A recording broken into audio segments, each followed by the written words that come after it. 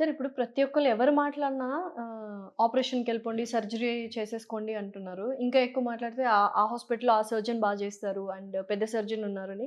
ప్రతిసారి సర్జరీస్ అంటే ఇన్వేజివ్ మెథడ్సే మనకు అలవాటు చేసేసారు. కానీ ఇప్పుడు మెడికల్ ఫీల్డ్ ఇంత అడ్వాన్స్డ్ టెక్నాలజీగా ముందుకెళ్తుంది గదా! మనకి ఇంక ప్రిజర్వేటివ్ మెథడ్స్, కన్జర్వేటివ్ మెథడ్స్ ఏం రావట్లేదా? అసలు ఎటువంటి వాటికి సర్జరీ కంపల్సరీ అవసరం? అండ్ ఎటువంటి దానికి మనము సర్జరీ లేకుండా ప్రిజర్వ్ చేసుకొని కన్జర్వ్ చేసుకోవచ్చు? Good question.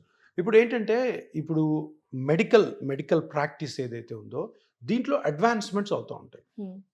సో ఇప్పుడు 1998లో ఉన్న టెక్నిక్స్ ఇప్పుడు లేవు, మారిపోయింది. ఆ టూల్స్ కూడా మారిపోతున్నాయి. అన్ని టెక్నిక్స్ మారిపోయి, టూల్స్ మారిపోయి, ఎక్విప్మెంట్ మారిపోయింది, కొత్త అడ్వాన్స్ వచ్చింది. కానీ ఇప్పటివరకు దురదృష్టకరం ఏంటంటే సర్జరీస్లో అడ్వాన్స్మెంట్ సర్జరీ కాకుండా ఒక సర్జరీ ఇంతకుముందు 20 సంవత్సరాల ముందు జరిగేది ఒక ఇంజెక్షన్తో కరెక్ట్ అయ్యేటట్టు ఉండాలి.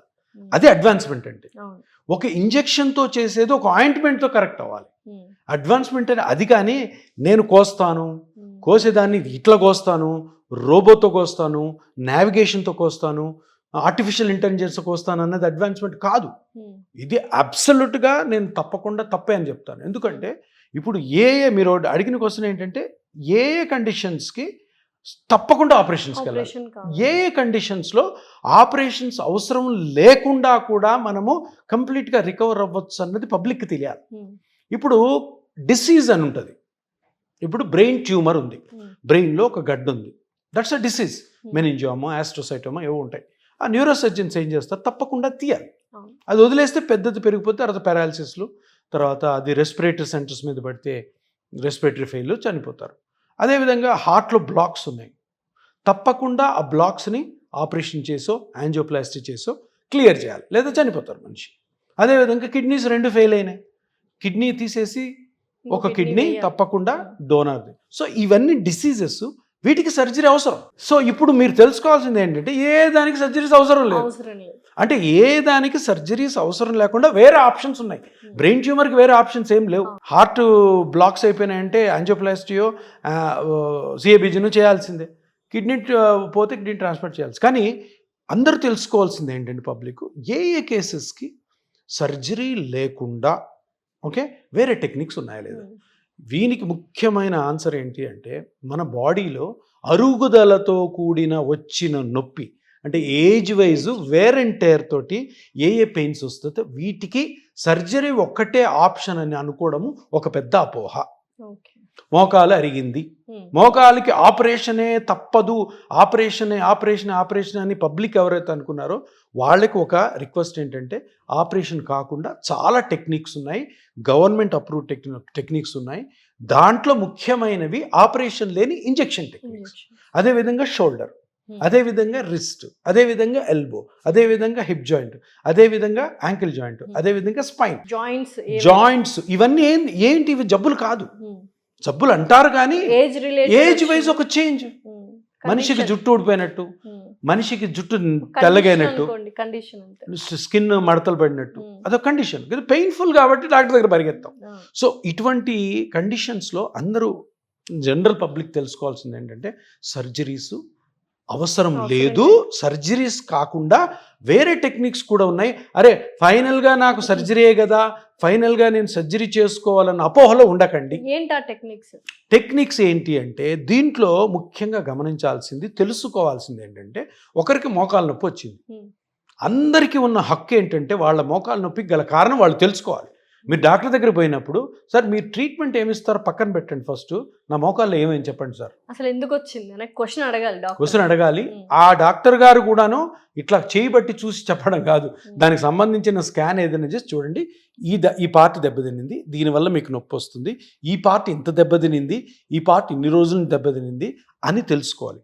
సో తెలుసుకున్న తర్వాత ఆ పార్ట్ని ప్రతి ఒక్క పేషెంట్ అడగాల్సిన ముఖ్యమైన ప్రశ్న, సార్ ఆపరేషన్ లేకుండా దీన్ని ఆ దెబ్బతిన్న పార్ట్ని మనం మళ్ళీ నార్మల్ చేసుకోవచ్చా, అటువంటి టెక్నిక్స్ ఉన్నాయా లేదా.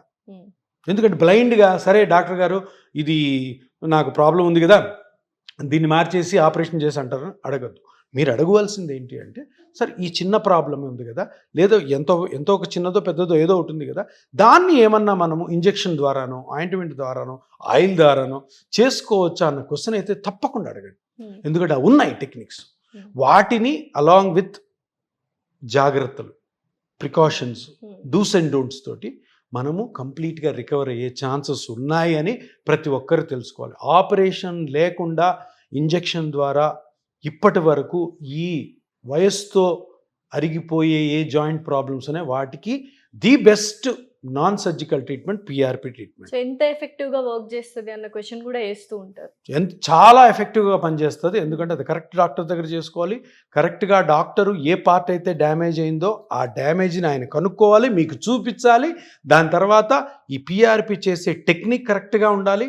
కరెక్ట్గా మెషిన్ యూజ్ చేస్తూ అది ఎక్కడైతే అరిగింది, ఎక్కడైతే దెబ్బతినిందో ఆ దెబ్బతిన్న పార్ట్లోనే ఈ పిఆర్పి ఆర్ గ్రోత్ ఫ్యాక్టర్స్ని రిలీజ్ చేయాలి. తర్వాత అది పెరుగుతుందా లేదా, అది రీమోడల్ అవుతుందా లేదా చూడాలి, అది మీకు చూపించాలి. ఇలా చేస్తే ప్లస్ మేము చెప్పినటువంటి ఎక్సర్సైజెస్ ప్రాపర్గా చేసుకుంటే దీనికి మించిన ట్రీట్మెంటే లేదు. అయితే అడ్వాంటేజెస్ ఏంటి పిఆర్పి ట్రీట్మెంట్ చేసుకున్నందుకు, అండ్ డిసడ్వాంటేజెస్ ఏంటి సర్జరీ చేసుకుంటే? ఇప్పుడు సర్జరీ డిసడ్వాంటేజెస్ అంటే సర్జరీ అన్నది ఎప్పుడు కూడాను ఎంతో కొంత కాంప్లికేషన్స్కి ఉంటుంది. ఎందుకంటే కటింగ్ కదా, కటింగ్ లోపల సూచర్స్ వేయడము, ఫారెన్ బాడీ పెట్టడం. ఇదేంటిది పిఆర్పి అనేది న్యాచురల్ ట్రీట్మెంట్. ఏంటి న్యాచురల్? బయట నుంచి ఒక కెమికల్ పోదు. ఏం వెళ్తుంది? మీ బ్లడ్లోని సెల్సే వెళ్తాయి. బ్లడ్లోని సెల్స్ చిన్న ఇంజెక్షన్తో లోపలికి వెళ్ళి అది రీమోడలింగో రీజనరేషనో చేసినప్పుడు ఏం సైడ్ ఎఫెక్ట్ ఉంటుంది? Zero side effect. కానీ కరెక్ట్ చేయాలి, కరెక్ట్ డాక్టర్ చేయాలి. Choosing doctor is very important, చాలా ఇంపార్టెంట్. మంచి టెక్నిక్, మంచి హాస్పిటల్ ఉండాలా, స్టెరైల్ కండిషన్స్లో ఆపరేషన్ థియేటర్లో చేయాలి. సో డిసడ్వాంటేజెస్ పిఆర్పి తోటి కరెక్ట్ డాక్టర్తో చేసుకుంటే జీరో. సర్జరీలో ఎంత మంచి డాక్టర్, చాలా మంచి డాక్టర్స్ ఉన్నారు చేసేవాళ్ళు సర్జరీస్, కొన్ని వేల చేసినట్టున్నారు. కానీ ఏ మనిషిలో సర్జరీ ఫెయిల్ అవుద్దో ఎవరికి తెలియదు. సర్జరీని డిస్కరేజ్ చేయడం కాదు, కాకపోతే ఏంటంటే పబ్లిక్కి తెలియాల్సిన విషయం ఏంటంటే నా మోకాలు అరిగిపోతే నాకు మిగిలింది ఒకటి సర్జరీ ఒకటే అన్న భావనని తీసేయడమే ఈ పిఆర్పి యొక్క ముఖ్య ఉద్దేశం. ఇది ఎప్పటి నుంచో ఉంది, ఇది రానివ్వలేదు. నాకు ఇంతకుముందు నాకు ఫ్రెండ్ ఒక జర్నలిస్ట్ ఒక మెసేజ్ పెట్టారు.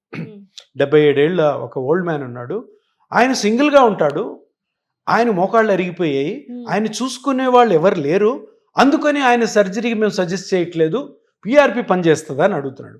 నేనంటాను, ఎవరు చెప్పారండి 77 ఏళ్ళకి ఆపరేషన్ ఒక్కటే ఉందని? వాళ్ళ మెంటాలిటీ ఏంటి? 77 ఏళ్ళు ఇంట్లో ఎవరు లేరు చూసుకోవడానికి, ఎవరన్నా చూసుకోవడానికి ఉంటే నేను ఆపరేషన్ పంపించాను.